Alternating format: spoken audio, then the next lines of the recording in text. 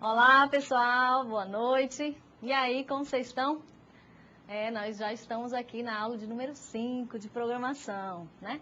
A nossa aula hoje, como vocês viram aí no vídeo, fala sobre applets, tá bom?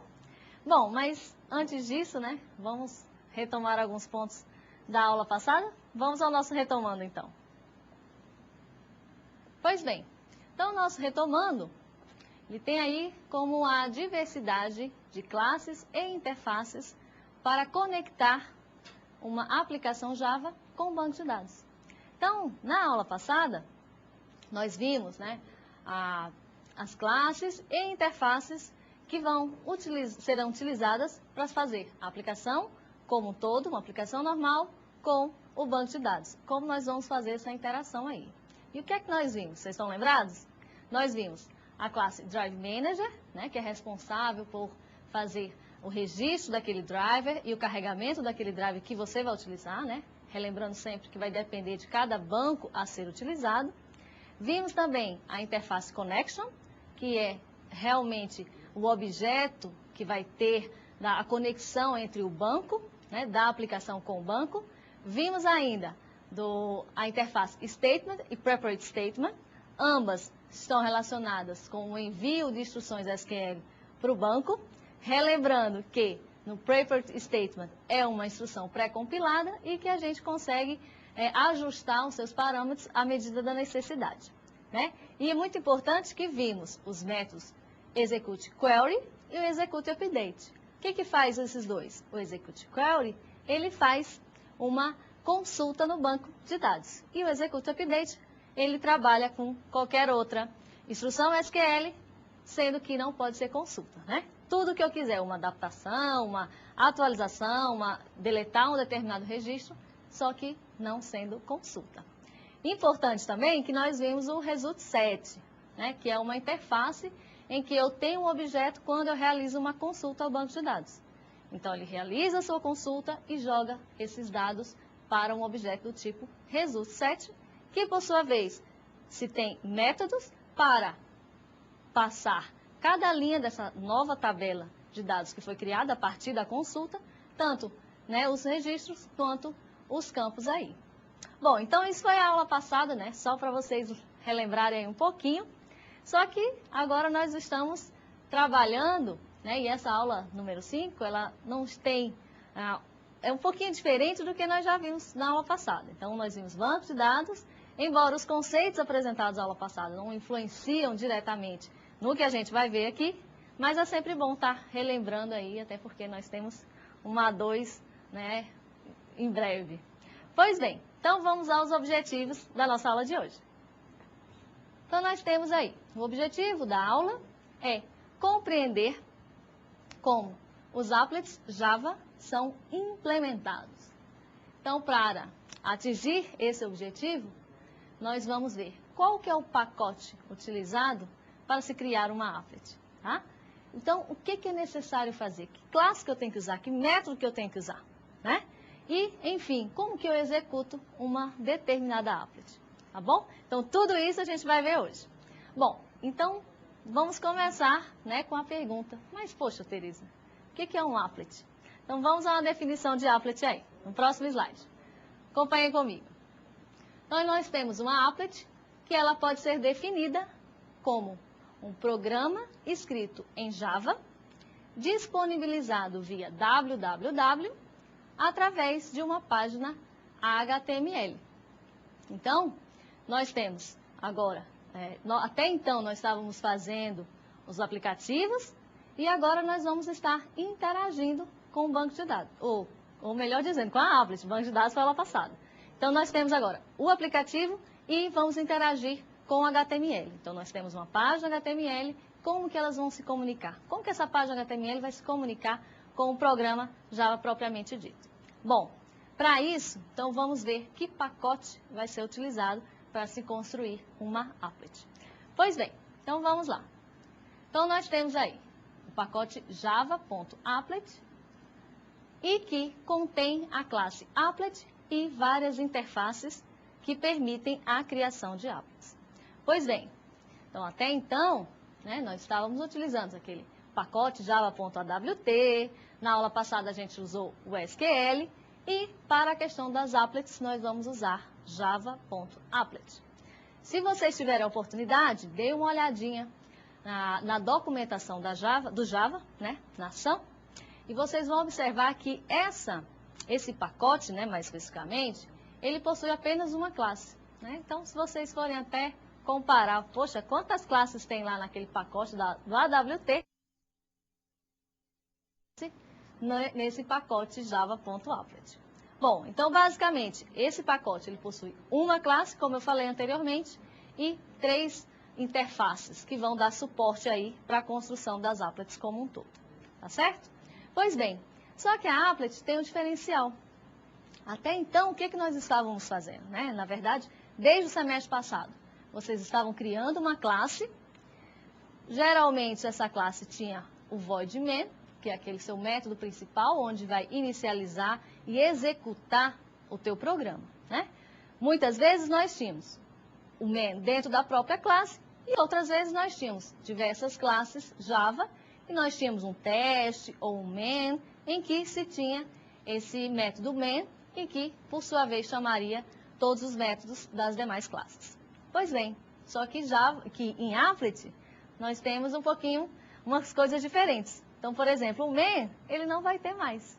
O main só nas aplicações comuns. No Applet não tem main mais. Só que, poxa, se não tem main, como que ele vai começar a executar? Então, no Applet tem um conceito que se chama ciclo de vida. Ou seja, como que esse applet, ele vive, como que ele trabalha aí. Então, são diversas fases ou estados e que, à medida que vai executando, ele está num determinado estado. Pois bem, então vamos ver isso de uma forma gráfica. Então, acompanhe aí comigo. Então, eu tenho o ciclo de vida. O primeiro estágio da applet, ele se chama init. Bom, em seguida, eu tenho um estado, vai se chamar start, que por sua vez vai passar para um stop. Enfim, são diversas classes e esses estados, eles têm uma característica. Como que ele vai estar no init, no start, no stop e assim por diante. Né? Então, no ciclo de vida do applet, existem na literatura diversos tipos de ciclo de vida. Então, neste caso aqui que nós estamos apresentando, esse ciclo de vida, ele está relacionado com o que nós encontramos lá no Java, no site da Sun, tá bom? Bom, mas existem outros ciclos de vida que vocês podem encontrar aí na literatura que não são exatamente iguais a esse que eu vou mostrar para vocês, tá? Mas, basicamente, esse ciclo de vida, ele contém 4 estados, não 4 grandes estados. Então, o primeiro estado, esse é o init, que por sua vez vai chamar o estado start, e quando ele for parado, ele vai se chamar um método ou um estado start. Então, acompanhem comigo. Então, nós temos o init, o start, e quando ele deixar de ser visível, ele vai passar o seu stop. Observem que existe um loop aqui. Ou seja, ele pode parar, ele pode começar novamente e pode parar. Então, esse aqui ele pode se encontrar num loop, até que, em um certo momento, ele deixa de parar e vai para o estado destroy. Então, nós temos o init, o start, o destroy e o stop. Basicamente, são esses estados do ciclo de vida, que cada um deles tem as suas particularidades, que nós vamos ver a seguir. Pois bem, então nós temos aí o método init. Às vezes eu vou estar chamando método, às vezes eu vou estar chamando estado, mas a ideia é a mesma, né? Porque no estado a gente fala estado quando a gente se trata de ciclo de vida. Claro que nesse estado eu apresentei o init, o start, o stop e o destroy, porque todos eles são métodos. Então a gente fala de um estado init, mas que na programação vai existir também o método init. Então acho que é até mais fácil para fazer analogia entre o estado e o método propriamente dito. Então, vamos ver agora quais são as características. Quando que eu digo que uma applet ela está no estado init. Bom? Então, acompanhe comigo no slide. Então, esse método ele vai ser executado quando a applet for carregada. Temos também que neste método, ele é de responsabilidade a adição de componentes de interface e o processamento de parâmetros. Então, em linhas gerais, o que vai estar acontecendo? Então, quando eu for executar a minha applet, o primeiro estado que ela vai se encontrar é o init. O init ou inicialização é o primeiro estado do ciclo de vida da applet. Então, como é o primeiro estado, o que eu tenho que colocar aí? Que situações? Né? Esse estado ele vai ser responsável por quê? Bom, a passagem de parâmetros. Né? Então, quando eu for executar a minha applet, se existir alguns parâmetros a serem passados para a execução dessa applet, de forma que ela possa executar ou de uma forma ou de outra, nesse init eu vou disponibilizar algum conteúdo nesse método aí. Pois bem, além disso, eu vou estar criando a interface, ou seja, são aqueles objetos gráficos. Lembram do label, do botão, do list, ou seja, todos aqueles objetos gráficos que nós vimos lá no AWT, se eu quiser, por exemplo, apresentá-los numa applet, então eles são mais indicados para você colocar nesse método init. Tá? Então, como eu disse anteriormente, no caso da applet, nós não temos mais o método main. Nós vamos ter um conjunto de métodos, que são esses de acordo com seus estados, e que para cada situação, uma determinada ação do usuário se adequa melhor. Então, no caso do estado init, o que eu preciso colocar aí dentro desse método? Por exemplo, se eu quiser adicionar componentes à interface, onde é que eu vou colocar? No init. E a questão dos parâmetros também. Se houver parâmetros para ser passados do usuário final para a execução da applet, eu vou colocar também dentro desse método, ok? Vamos ver então o próximo método ou estado. O próximo é o método start. Este método é executado após o init e ele é executado toda vez que a applet se torna visível para o usuário. Tá? A gente vai ver como é que funciona essa questão da visibilidade. Bom, o próximo método é o stop, que é o contrário do start. Então, ele vai ser executado sempre que a applet deixar de ser visível, ou seja, quando ela estiver invisível. Então, o stop com o start, eles são inversamente proporcionais aí, tá bom? O que mais nós temos aqui? Nós temos que, nesse método stop, uma possibilidade, um exemplo é a questão da minimização de janelas. Ou seja, quando deixar de ser visível. Quando ele se tornar invisível, quando eu minimizar na janela, o que vai acontecer? Esse método vai ser executado. Bom, o que nós poderíamos colocar aí também no método stop? Poxa, eu vou estar executando uma aplicação, eu minimizei aquela janela. Poxa, o que eu poderia estar colocando aí, hein? Imagina que uma applet, por exemplo, ela esteja executando uma animação. E se o usuário, ele minimiza aquela janela, será que tem necessidade dessa aplicação ainda ficar executando essa animação? Acho que não, né? Então, neste caso, se eu tiver uma aplicação, né, uma animação naquela applet, quando chegar no método stop, ou seja, se não está visível para o usuário, para que aquela animação vai ficar rodando? Então, a gente pode parar aquela animação por um certo momento, até que retorne por start. Vocês lembram que tem o start e o stop. Então, eu posso minimizar, eu dou o stop, na hora que eu fizer o start novamente, aquela animação ela pode voltar a ser executada. Então, por isso que existe aquele loop, né? Às vezes o usuário ele não quer mais ver aquela determinada tela, faz o minimizar, então tem algumas situações que nós poderemos analisar aí melhor. Bom, como último estado, nós temos o destroy, né, que é como se fosse um destruir. Então, ele é executado após os recursos da página serem utilizados. Temos também que vai liberar os recursos alocados. Então, o destroy, ele é um pouquinho, ou melhor dizendo, ele é o contrário do init, né? Se o start e o stop são diferentes, e o init e o destroy também. Ou seja, o que nós temos que colocar aí no destroy? Até porque o Java, ele possui uma característica que se chama o garbage collection. O que significa isso? Quando eu não estou mais usando aquela variável, ele automaticamente vai liberar o espaço de memória. Então, né, reforça aí mais uma vez a questão do destroy. Se eu não estou mais executando aquela applet, o que eu vou fazer com aquela memória que está sendo utilizada? Então, vai ser liberado aí, tá bom? Bom, então feito isso, nós vamos ver agora a questão dessas, como que é a sintaxe desses métodos aí? Bom, então cada um deles nós já vimos as suas particularidades e agora a sintaxe. A sintaxe é bastante simples, né? Então basicamente todos os métodos eles retornam void, então eles não vão retornar nenhum tipo de dado e também eles não passam nada como parâmetro. Então como eu falei, o que vai acontecer?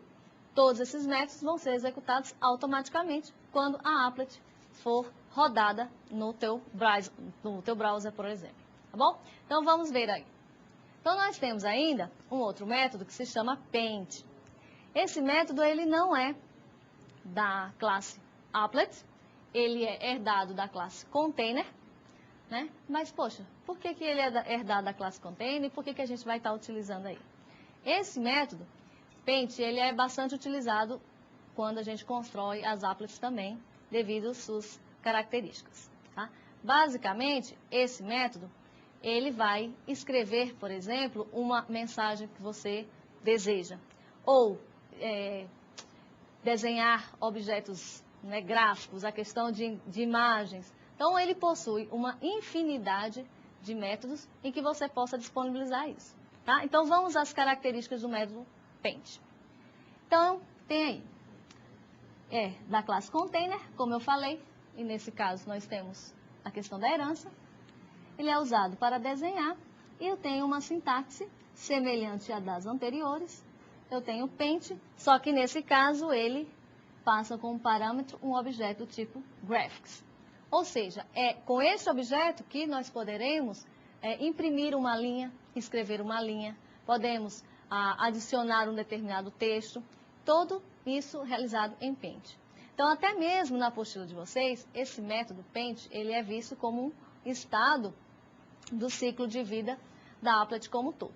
Pode ser visto? Ele pode ser visto. Mas como nós utilizamos a padronização da SAM, né, que tem a questão do Java, então nós preferimos utilizar os 4 métodos, mas a questão do paint também, ele pode ser vista como um outro estado em que, quando eu inicializo, eu faço um start, depois ele pode ir para o método paint, que ele vai organizar o que eu quero, por exemplo, imprimir naquela applet ali. Uma string, eu quero adicionar uma figura geométrica ou coisa do tipo, tá bom? Então, o que nós vimos até agora? Nós vimos as questões no Java, né? Lembram que eu disse Java, mas agora ele vai ter uma integração com o HTML. Pois então, agora vamos trabalhar nessa parte também, até porque a gente precisa unir essas duas coisas, né? Tanto do programa quanto esse HTML. Então, vamos dar uma olhadinha agora. Então, vai lançar a pergunta aí para vocês. Bom, e o que é HTML, né? Poxa, mais outra sigla aí para o nosso curso, né? Porque tem SGBD, ASP, tem .NET, SQL. Poxa, que tanta sigla é essa? Pois tem. Então tá, então agora nós temos o HTML, que vem dessa palavra aí, em inglês, que é o Hypertext Markup Language. Ou seja, traduzindo para o português, né? É uma linguagem de marcação de hipertexto. E o que vem ser o hipertexto? O hipertexto vai ser um documento em que a gente consegue navegar através dos links a partir do interesse. Né? Se eu tenho um interesse por um assunto A, eu posso clicar num link A e ir para um outro documento e assim por diante. Ok, então vamos ver como que a gente vai fazer esse documento aí. Então nós temos o que é o HTML. O HTML é uma linguagem usada para criar páginas HTML ou web ou www e que ela contém um conjunto de tags para a formatação da página. Então, nesse caso, nós temos outras ferramentas também que possam ser utilizadas para construir páginas web e a básica, ou na verdade a base de todas essas linguagens que foram criadas com o passar do tempo é a HTML, tá bom? Então, nessa HTML, ela contém um conjunto de tags, como eu comentei. Então, vamos dar uma olhadinha como que funcionam essas tags. Então, nós temos aí a sintaxe da tag e nós temos mais uma mensagem, que é o nome da tag, não é sensitive case. Então, eu vou apresentar para vocês mais claramente como é que funciona essa sintaxe de uma tag HTML. Então, inicialmente, pessoal, nós temos o sinal de menor, nós vamos apresentar o nome de uma tag e, por final, nós vamos apresentar com o sinal de maior. Feito isso, nós temos a mesma ideia da tag que nós definimos anteriormente, porém existe uma barra aqui. Então, o que quer isso dizer? Que eu estou delimitando uma determinada área ou um texto. Então, nós temos o nome da tag inicialmente e o nome da tag no final também. Qual que é a diferença entre um e outro? Nós temos que o nome da tag com a barra, ela vai ser uma abertura e o outro um fechamento dessa minha tag HTML. Tá? O que vai diferenciar? É justamente o contrabarra, que quando nós abrirmos uma tag, nós temos que lembrar de fechá-la também. Tá? Bom, e com relação a esse novo tópico, que o nome da tag não é sensitive case. Qual que é a ideia aí? Sensitive case, vocês acredito que já devem ter ouvido falar, tá? Então, qual que é a ideia? Se eu criar, por exemplo, uma tag e que o nome dessa tag se chama casa, bom, se eu colocar casa, todas as letras maiúsculas, e se eu colocar casa com todas as letras minúsculas, é tudo a mesma coisa, tá? Então, a ordem, né, a forma da escrita aí, basicamente é a mesma. Por isso que ela é não sensitive case, né? Ao contrário do Java. Lembra quando vocês adicionam ou criam uma variável? E se vocês não escreverem exatamente do jeito que ela foi definida, isso vai ocorrer um erro de programação. Tá? Então, nesse caso aqui do HTML, relembrando que ele é não sensitive case, e aí fica a cargo de vocês se vão colocar todas as letras maiúsculas ou não. Ok? Então, vamos aí para o próximo slide. Então, nós temos que um documento HTML e ele é composto por diversas tags, né? Isso é a parte básica de um documento HTML. Então, nós temos, primeiramente, o HTML, uma tag maior, e ela é finalizada com barra HTML, ok? Então, essa é a sintaxe básica de um documento HTML. Além disso, o que nós temos? Nós temos o head, né? O abre e o fecha. Ou seja, o que é head? Se nós formos traduzir ao pé da letra, fica cabeça, mas meio estranho, né? Qual que é a melhor tradução para isso? Nós vamos chamar isso de cabeçalho. O cabeçalho de um documento HTML, ok? Além disso, nós temos o body, que vai ser o corpo, e a barra body, que vai ser o fechamento do corpo. Então, nós temos o head, que é o cabeçalho, e o body, que é o corpo desse documento HTML.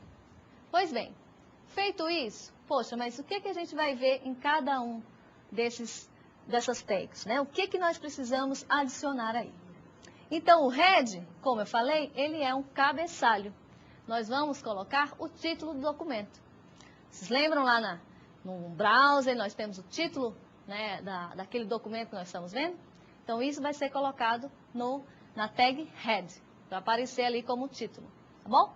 E no body? No body nós podemos colocar arquivos, links ou imagens. Então, qual que é a ideia aí? Se eu quiser adicionar uma imagem no HTML, vou especificar o nome do arquivo aqui também. Se eu quiser uma lista, se eu quiser um link para um outro arquivo, ou até mesmo para uma outra página HTML. Então, todas essas tags vão ser inseridas dentro do body. Bem, até aí, tudo bem, Tereza, mas e como é que a gente vai fazer para o applet? Até então você não falou nada, né? Pois bem, para o applet, quer ver? Vamos ver no próximo slide. Para isso, existe uma tag que se chama tag applet. Qual que é a ideia dessa tag? Ela vai permitir que seja inserida uma applet Java na página web. Ok. Então, como que ela vai funcionar?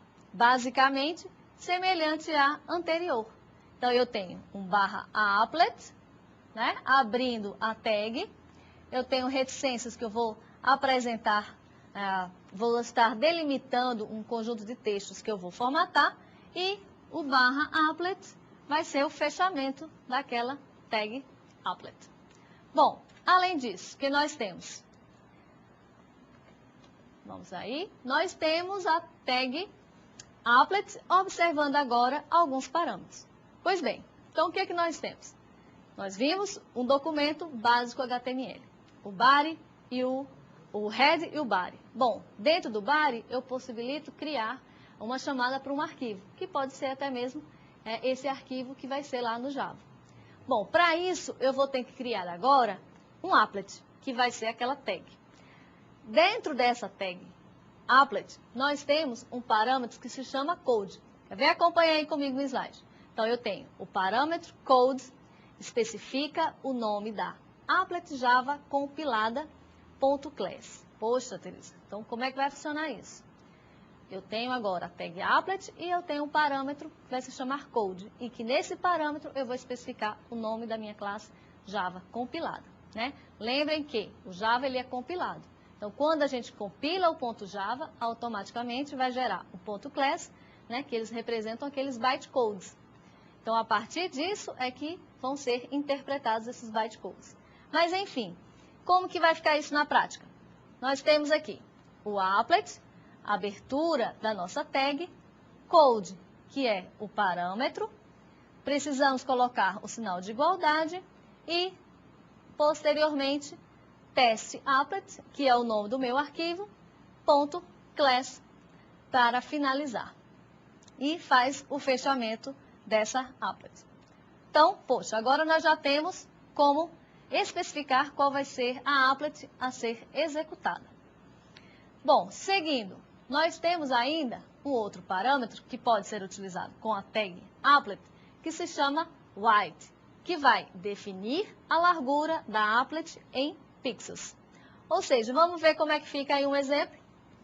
Então, bastante semelhante ao anterior, né? Nós temos a applet, o code, o nome da classe, e além disso, nós vamos definir esse parâmetro, né, que especifica a largura, e vamos passar um número que vai ser a largura em pixels, colocando isso entre aspas duplas, né? Lembrando também a questão da igualdade. Bom, além da largura, podemos especificar também a altura desse applet que vai ser gerado. Então, para isso, nós vamos utilizar o parâmetro weight, que define a altura da applet em pixels. Vamos ver como é que fica um exemplo? Então, nós temos aí o width, que nós vimos anteriormente, e agora nós temos o weight, passando como parâmetro o valor 100, né, que vai especificar isso em pixels. Pois bem, então agora nós já temos bastante coisas aí, né? Nós temos a applet, a questão dos parâmetros que vão ser utilizados dentro da tag applet. Pois bem, e agora, como é que a gente faz para visualizar isso tudo aí, né? Nós temos aí duas formas de visualização ou da execução do nosso applet. Então, acompanhe aí comigo no slide. Nós temos que a execução da applet pode ser através do navegador browser ou do applet viewer. Ou seja, vamos ver como é que fica essa execução da applet de uma maneira gráfica. Então, nós temos aí a execução da applet, em que nós temos o navegador ou o applet viewer. O que é que vai acontecer? Ele vai interpretar, como vocês estão observando aí, interpretar quem?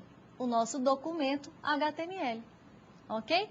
Que, por sua vez, vai fazer referência, né? Porque nós utilizamos uma tag, que se chama applet, e especificamos um determinado programa. E ele vai estar referenciando quem? Um ponto .class, que vai ser o meu applet já compilado. Então, aí nós temos duas situações. Ou nós podemos estar utilizando o navegador ou um applet viewer, que nós vamos ver detalhadamente como que funciona cada um dessas situações, ok? Então, vamos aí ao próximo slide. Então, nós temos que no Applet Viewer, né, e no navegador. Pois bem, então acompanhe aí comigo no slide. Nós temos que o navegador ou browser, em que, nesse caso, nós vamos informar o arquivo HTML. Então, pronto, Tereza, agora está tudo pronto, nós precisamos já fazer aquela classe, nós vamos só agora fazer um HTML, que você já comentou também para a gente, e agora eu posso pegar um desses navegadores aí, como vocês estão vendo, e já executar. Né? Nós temos aqui o Netscape, nós temos a logomarca também do Firefox e do Internet Explorer. Então, tá tudo pronto, né? Pode executar? Será que pode? Vamos aí ao próximo slide. Bom, então aí nós temos uma advertência, né? Uma atenção já desde já. Mas eu te digo que nem sempre, né, todos esses passos que a gente faz uma applet, não programa Java, faz o HTML, e será que agora é só ir lá no navegador? Pois bem, então vocês precisam também de estar atentos, e aí eu coloquei isso no slide para relembrar bastante a vocês. Então acompanhem comigo. Né, nós temos aí uma atenção que é necessário instalar o plugin Java para estabelecer a conexão entre a tecnologia Java e o browser. Então, aí nós temos por quê, né, às vezes não funciona. O que é necessário fazer? Então, te digo que na maioria dos computadores hoje vocês não vão precisar baixar plugin algum. Mas pode ser que vocês desenvolvam todo esse processo que nós já comentamos e que quando forem executar não funciona. Mas não funciona por quê? Porque é necessário adicionar um plugin. E aí eu tenho certeza que vocês já devem estar me perguntando, sim, onde é que eu acho esse plugin? O plugin vocês podem obter no site da SAM, tá? Procurem lá o JRE, que significa Java Runtime Environment. O que significa isso? Esse JRE, esse plugin, vai possibilitar a vocês a execução de um programa em Java, ok? Qualquer coisa, dá uma olhadinha lá no Google, procura por plugin e applet e vocês vão encontrar isso facilmente. Lembrem que é o JRE. Pois bem, então vamos aí ao próximo slide. Então nós temos o Applet Viewer, né? Porque nós vimos a questão do navegador, que através do navegador podemos especificar naquela barra de endereço o nome daquele arquivo .html. Ok, poxa, mas se eu não quiser ver lá no navegador, existe uma outra possibilidade? Existe sim, que é o Applet Viewer. Então, vamos à definição desse applet. Esse Applet Viewer, nós podemos definir que ele é um programa para visualização de applets do JDK. Bom, o que vem esse JDK aí? Né? Mais outra sigla. Então, o JDK é o Java Development Kit. Traduzindo, Kit de Desenvolvimento Java, que é usado basicamente pelos desenvolvedores, né? Pelos programadores. Então, que vai possibilitar aí todas essas classes e interfaces. O usuário final não precisa, né, ter acesso a isso não. Ele só precisa do Java Runtime, né, Environment para executar o Java. Um dos programadores, desenvolvedores, sim, precisam do JDK. Então, é uma possibilidade, é um programa que vai permitir a visualização desse applet. Tá? Por um certo motivo, vocês não quiserem utilizar um navegador, vocês podem utilizar isso até mesmo dentro do próprio ambiente de desenvolvimento, dentro da própria IDE, isso é possível, ok? Como que a gente faz para fazer essa visualização? Bom, tem também aqui um comando que se chama Applet Viewer, e eu estou passando como parâmetro um arquivo HTML. Isso significa que nós podemos, através de uma IDE, né, até próprio o Eclipse que nós estamos utilizando aqui nas nossas aulas, e quando nós formos executar aquele programa, automaticamente, se for a classe, se for applet, ele vai chamar esse Applet Viewer. Ok, mas se eu não estiver usando nenhum ambiente de desenvolvimento, como que eu faço para visualizar a applet? Nós podemos fazer isso através do console. E aí nós especificamos o nome, que é o Applet Viewer, que é o visualizador de applets, e espaço o nome do arquivo HTML, né? Lembrando da extensão também. Então, sei lá, teste.html. HTML. E aí ele vai fazer essa visualização para vocês. Pois bem, então vamos aí, próximo slide, que fala sobre os parâmetros em applets. Poxa, então agora temos que lembrar que os programas que nós estávamos fazendo até então, os programas normais, básicos, eles também possibilitavam a passagem de parâmetros para quê? Para flexibilizar aí a sua execução. Então, assim como nos programas comuns nós podemos passar parâmetros para a sua execução, no applet também isso é possível. Tá? O que favorece a passagem de parâmetros? No applet, por exemplo, quando eu passo um parâmetro, eu posso personalizar aquela minha applet. Então agora eu não quero a cor de fundo azul. Eu não quero mais, eu quero uma letra branca. E aí são essas coisas que possibilitam, por exemplo, vocês utilizarem e passarem parâmetros para a execução da applet. Tá? Então, qual é a grande vantagem da passagem de parâmetro aí? Acompanhem comigo. Então, nós temos que a passagem de parâmetros vai adicionar flexibilidade às applets. Né? Então, eu vou estar customizando a execução daquela minha applet. Nós temos também uma outra informação que a quantidade de parâmetros é ilimitada. Ou seja, eu vou definir a quantidade de parâmetros, ou quais parâmetros, a partir da minha necessidade. Né? Se eu preciso 1, ou 2, ou 3 parâmetros, e a partir disso vocês vão estar especificando tanto o nome quanto o valor do parâmetro a ser passado. Qual que é uma grande vantagem de você flexibilizar, de você customizar aquela sua applet? Né? Então, nós podemos ter aquele mesmo programa, porém ele executa com algumas adaptações a partir da preferência de cada um do usuário final. Tá bom? Então, vamos ver aí como que a gente faz isso. Então, nós temos que vamos definir uma tag dentro do escopo da tag applet. Lembram que nós comentamos há um tempinho atrás? Né? Lá dentro do body, e nós temos a tag applet. Quando eu vou especificar um parâmetro para ser executado dentro daquela minha applet, eu vou especificar dentro do escopo da tag applet. Para isso, eu vou utilizar também uma outra tag, que aí vocês acompanham aí. Bom, aí a gente vai usar a tag... Opa, passou um? Não. A tag param. Bom, o próximo é que nós temos aí o método getParam, passando como parâmetro uma string. E também recebe como parâmetro, ou tem um retorno de uma string. Então, nesse caso, esse método getParam vai possibilitar que, na aplicação, ele obtenha um determinado valor a partir do que foi passado pelo HTML. Então, nós temos o quê? Vamos passar alguns valores no HTML e vamos obtê-los no arquivo, né, no .java, a ser executado. Na verdade, é o .class. Tá? Então, esse getParam, poxa, mas então quer dizer que eu só vou passar uma string? Né? Eu vou estar especificando aquela string e tudo que é como retorno vai ser uma string também. Bom, qual que é a vantagem aí?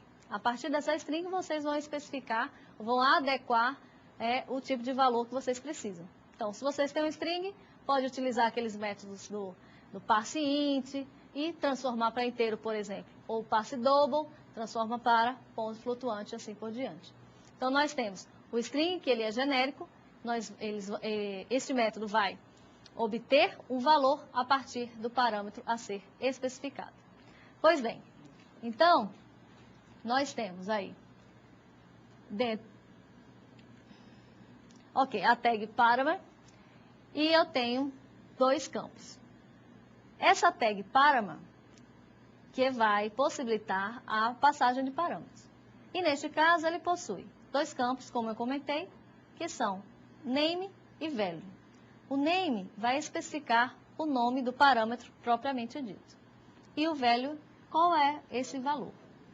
Então vamos ver aí um exemplo, como é que fica essa questão do param.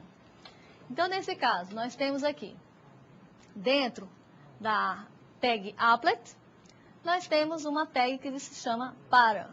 Então, que vai possibilitar a vocês a passagem de parâmetros para a execução da applet.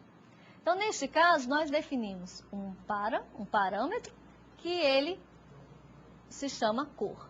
Então, como eu comentei, essa tag para tem dois campos, o campo name e o campo value. O campo name, eu estou especificando que ele vai se chamar cor.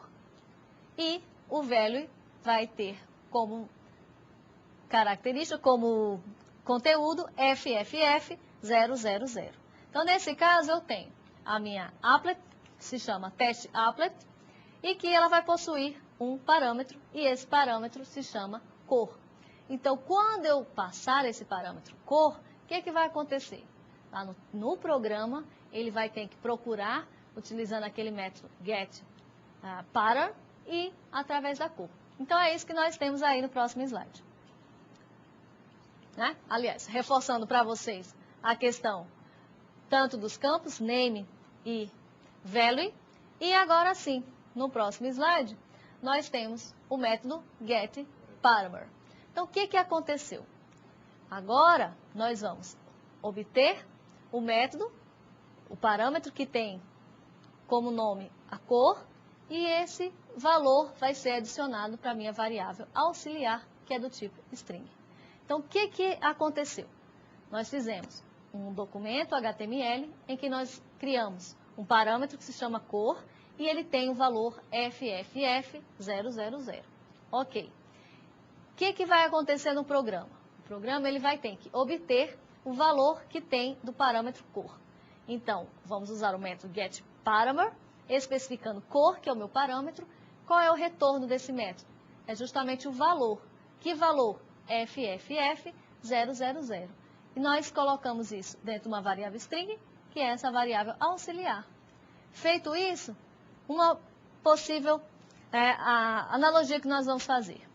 Então, nós temos o auxiliar, se ele for diferente de null, ou seja, se tem alguma coisa, se foi passado alguma coisa como parâmetro, ele, por exemplo, pode definir a cor de fundo da applet. Então, é uma possibilidade disso aí, ok? Pois bem, então agora nós temos aí, só reforçando o getParameter, e nós temos aí mais uma atenção para vocês, uma advertência, né? Tem várias advertências hoje. Pois bem, vamos a essa advertência. Acompanhem comigo que é bastante importante. Bom, as applets são aplicativos que, uma vez instalados em um servidor, são salvos e executados no programa cliente, né? Então, é um grande diferencial aí. Quando nós vamos utilizar uma applet, né, quais são as execuções ou quais são as transferências entre cliente e servidor. Né? Vocês estão vendo a disciplina de redes computadoras e devem lembrar aquela estrutura cliente-servidor. Então, por exemplo, se nós somos o cliente e vamos acessar uma applet num determinado servidor, o que acontece? Nós primeiro especificamos o arquivo .html, ele te retorna, e por sua vez faz uma chamada a um arquivo .class e ele retorna para a máquina cliente. Toda a sua execução na máquina cliente, ok? Existem diversos critérios de segurança ao utilizar uma applet. Tá? Por exemplo, não é possível acessar nenhum outro computador além daquele que foi a origem da execução daquele applet. Então, por exemplo, se eu acesso um servidor X, o único servidor que eu consigo fazer uma conexão é com esse servidor X. Eu não consigo fazer contato ou comunicação com nenhum outro computador, a não ser esse X. Tá? Nós temos aí diversos exemplos de applets, né, atualmente.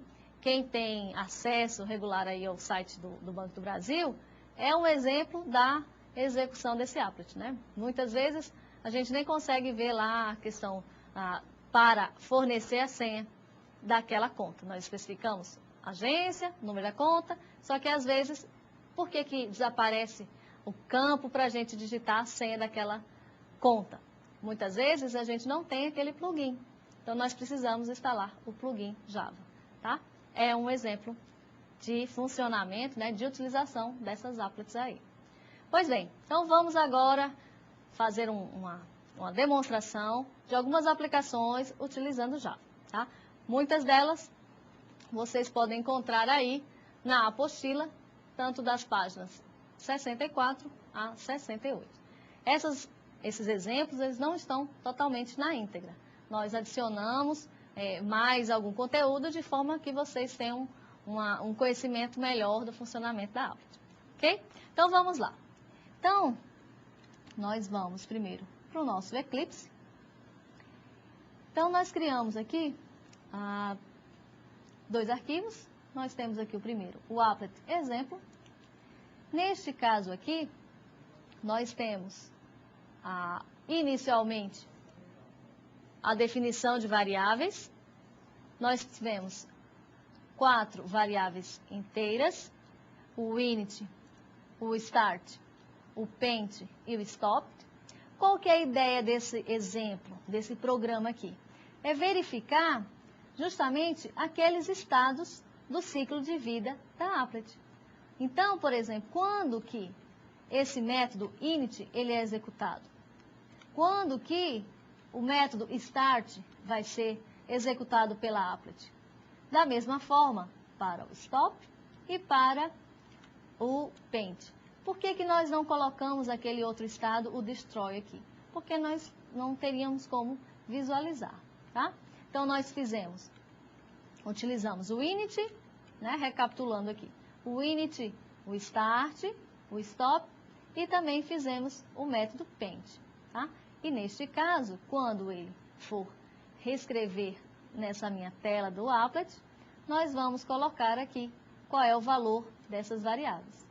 Então, nós temos aqui inicialmente uma string, o método init e também tem a variável init, start, paint e stop. Então, essa é a ideia aqui de ver justamente o funcionamento do ciclo de vida da Applet. Então, nesse caso, como que foi feita essa impressão? Para isso, nós vamos utilizar um objeto que se chama G, que ele é da classe do tipo Graphics. Como eu comentei, né, no início da aula, esse objeto dessa classe, ele possui diversos métodos. Dentre eles, tem-se o método drawString. O que é isso? Ele vai escrever uma string. Então, é como se fosse uma ideia de um printf, tá? Então, nós temos aí a string e nós vamos especificar qual linha e qual coluna que esse método vai ser executado, ok? Nesses 2 últimos parâmetros. E esse é o exemplo número 1. Então, nesse caso, até mesmo para a gente diferenciar, vamos executá-lo através aqui do nosso Applet Viewer. Então, observe que nós temos aqui já o Run Applet, né? E aqui em cima já tem o Applet Viewer, que nós conseguimos verificar que é um applet e todos aqueles métodos, todas aquelas impressões. Então, nesse caso, o que nós temos? Nós temos a impressão dessas 4 strings, especificando que no init ele já possui o valor 1. O método start também e o paint também. Então, o que aconteceu se observarmos o ciclo de vida da Applet? Ou seja, ela foi inicializada, aquela Applet também foi começada e também houve uma execução do método paint, que vai ser a incorporação de conteúdo na Applet. Bom, o stop, por enquanto, ele está com 0, né? O que nós vamos fazer agora? Nós vamos minimizar esse Applet e vamos chamá-lo novamente. Então, o que nós fizemos? Nós tornamos esse Applet invisível e tornamos ele visível novamente. Olha só os valores que nós temos aí. O init, ele só tem 1, até porque ele só é executado uma única vez, só quando ele é inicializado. O método start, por sua vez, ele vai ter o 2. Por quê? Ele foi fechado, né? Ele utilizou um stop, ele deixou de ser visível, por isso que o stop foi para 1. Como eu chamei novamente, ou seja, esse applet se tornou visível, então agora nós temos o 2. Esse paint, vamos voltar para ele aqui. Esse paint, ele vai ser contabilizado diversas vezes, porque a partir do redimensionamento da janela. Então, nós temos vendo aí que ele está aumentando 7, né, vamos mudar mais um pouquinho, 8 e assim por diante. Então, vamos minimizar novamente e maximizar para vocês certificarem aqui, ó. Agora o start foi para 3 e o stop foi para 2. Então, qual que é a ideia? De que ao deixá-la invisível, o stop é incrementado e quando eu voltar na tela, ou seja, na applet, vai começar um start. Aí lembra aquela questão daquele loop que nós temos, né? Lembra lá do ciclo de vida? Que ele pode ficar oscilando entre start e stop.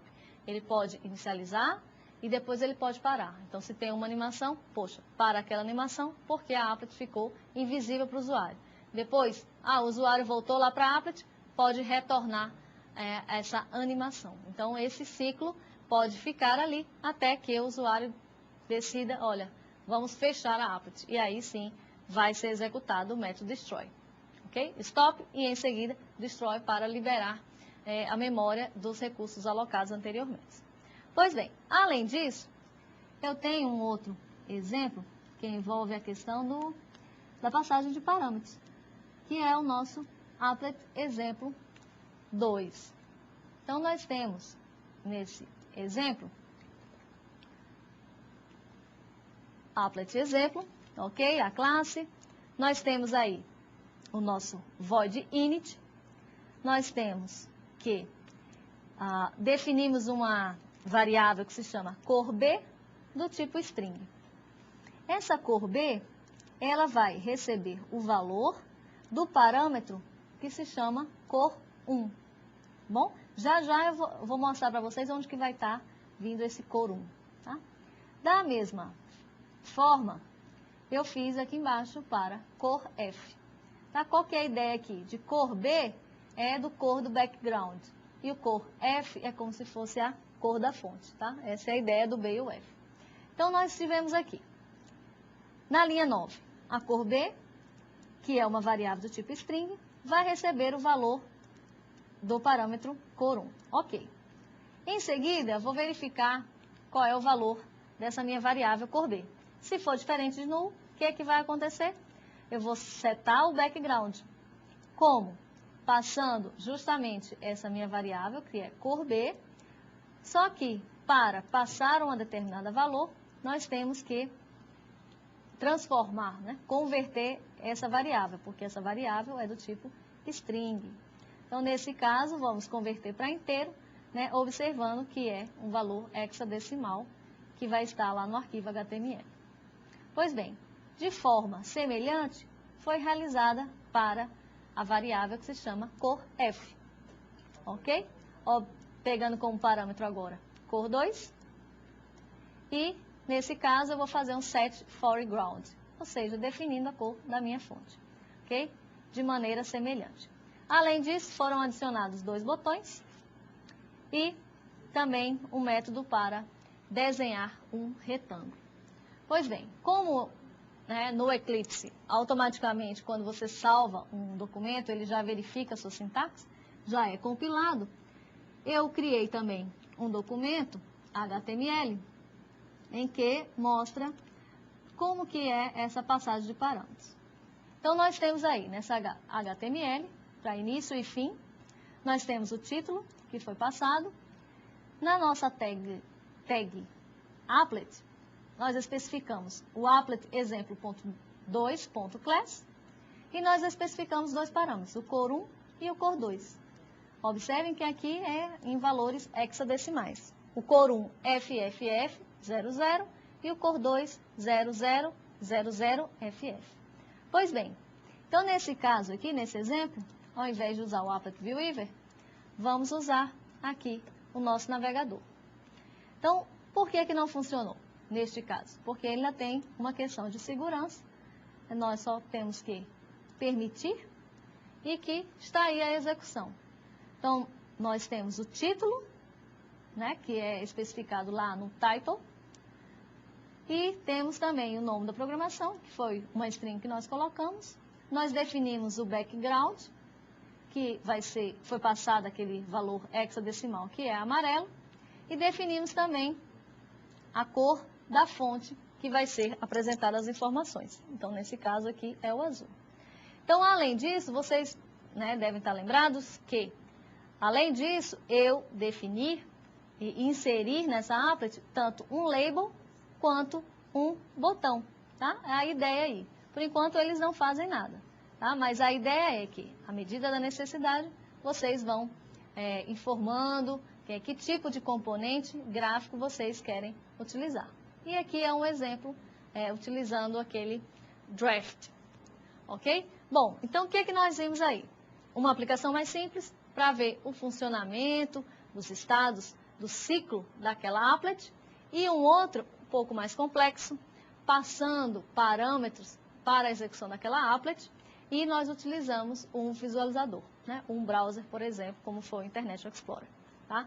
Nós passamos 2 parâmetros e lá no nosso Java nós obtemos os valores e a partir disso nós definimos o background, a cor de fundo, que foi o amarelo, e definimos a cor da letra que vai ser escrita. Por que que aquele label ficou azul? Porque nós definimos a cor da letra e em seguida nós adicionamos tanto o label quanto o botão, ok?